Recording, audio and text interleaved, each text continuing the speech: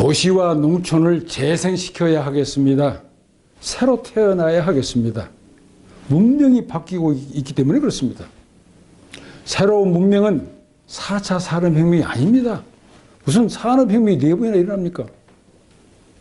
새로운 문명은 첨단 기술과 창의력에 의해서 전 인류의 오감을 다 연결해가지고 하나의 세상, 하나의 사회, 하나의 국가나 유기체처럼 통합되는 한몸 혁명 시대에 의해서 기창주의 한몸 사회가 오고 있습니다.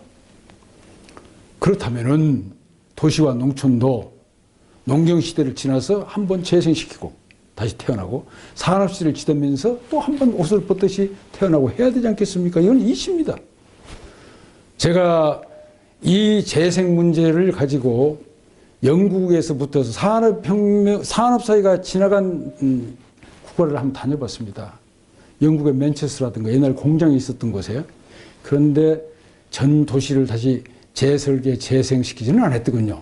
마치 우리 청계천을 복원하듯이 동대문 옆에 DDP 건물을 세우듯이 이렇게 국부적으로 허름한 공장을 다시 재건축해가지고 다시 문화의 거리로 만든다든지 예술적으로 만든다든지 도서관을 만든다 이런 정도죠. 그래서 영국, 독일 산업사회가 지나가고 있는, 쇠퇴하고 있는 나라에 네덜란드, 스웨덴, 스페인 그리고 미국도 지금 산업사회가 쇠퇴해 간 지가 한 70년. 일본도 앞에 들어가서 50년 정도 지났습니다. 근데 일본도 도쿄에 가봤더니 재생의 개념이 별로 없었어요. 근데 사실은 이거 도시와 농촌을 재생시킨다. 나라를 시대에 맞게끔 잘 환골탈퇴시킨다. 새롭게 탄생한다. 이런 개념을 가진 나라의 대표적인 나라가 스위스였습니다. 놀랍죠? 스위스는 벌써 몇백 년 전에 통찰력을 가지고 지혜를 가진 이 성각자들이 많았어요. 그 사람들이 다 연구하고 토론하고 협의하고 그림을 그려서 자, 이 내륙지방에 있는 스위스 산악이 험악한 이 지역이 어떻게 해야 될 것인가. 그래서 그렇다면은 부피가 작고 그런 예를 든다면 시계라든가 등산 도구라든가 칼이라든가 이런 정밀 기계 이걸 최고로 만들어서 해외로 수출하고 그 다음에 이 험한 산악지대는 전면 공원화하자. 저는 놀랐습니다. 사람들 머리란 것이 그토록 발전하는가. 그래서 오늘날 스위스를 보면은 정말 여러분 아름답잖아요. 제가 설명을 다 할 필요가 없잖아요. 농장 하나하나 가보세요. 흙이 안 보이고 쓰레기 하나도 없습니다. 잔디가 잘 푸르게 되어 있습니다. 그 산의 자연 경치와 한 표의 그림이에요. 세계 유명한 그림들을 지금 스위스 사진이 제일 많이 올라오고 있습니다. 얼마나 아름답습니까? 그걸 보조를 줘요. 구조조정하고 환배수 시설하고 농장 만들고 축산 만들고 하는데 전부 돈을 줘서 지원해서 뭘 해요? 그러다 보니까 나중에 관광국이 돼가지고 세계에서 다 스위스로 온다고요. 그 관광 수입에서 농어촌에 재개발하는데 재생시키는데 돈을 지원해 줌으로써 농업만 보는 것이 아니고 국가 전체를 보고 세계를 보고 재생시켰더라 이런 말입니다. 놀랍잖아요. 다음에는 네덜란드입니다. 네덜란드는 바다보다 낮은 곳이 어떻게 재생시켰냐. 한 고을 단위로 완전하게 새롭게 설계해서 주민들을 나오게 해가지고 투표를 해서 또 설계를 고쳐가면서 최고의 마을로 만들었습니다. 그래서 오늘의 화란을 만들었어요. 세계의 꽃다운 꽃 중에 화란 아닙니까? 그 다음에 이스라엘입니다. 이스라엘은 7월이 사막이에요. 비가 안 와요. 구약 성경에 24번 이상 이스라엘은 젖과 꿀이 흐르는 땅이라고 그랬답니다. 그래서 유대인들이 원망했대요. 하나님 우리를 속였구나. 여기 무슨 젖과 꿀이 흐르느냐. 벤구리온이라고 하는 사람들, 성각자들이 어떻게 하면 이 사막을 개발할 것인가. 여기에 물만 있으면 천혜의 곳이 될 수 있을 텐데 해가지고 지하수를 파내들어갔습니다. 150m, 물이 없으면 500m, 700m, 1km, 2km 내려갔어요. 더 올려요.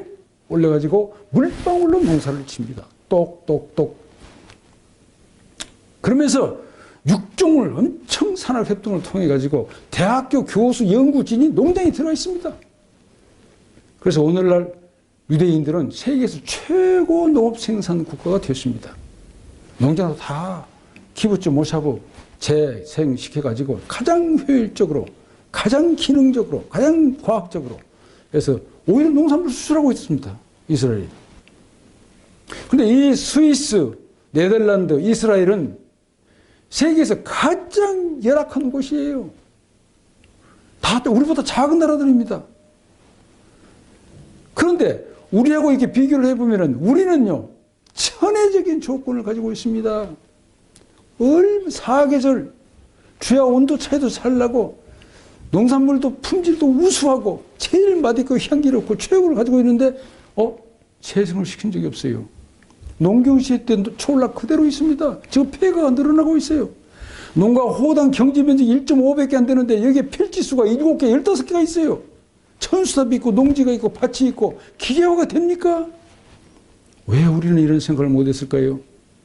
제가 1990년대 초 한국농촌경제연구원장 할 때 새롭게 설계를 해가지고 발표를 했어요. 야, 이게 이스라엘, 네덜란드나 스위스로 만들어보자.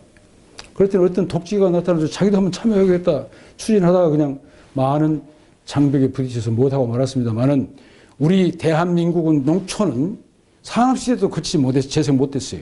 그러니까 차라리 그럴 바에는 농경시대 때 농산어촌을 새로운 문명시대 때 소프트 파워 시대, 플랫폼 시대, 디지털 시대, 창의적 시대, 예술적인 시대 이런 시대에 맞게끔 정말 설계를 스위스보다 더 아름답게 해가지고 전 국민에게 투표를 시켜요.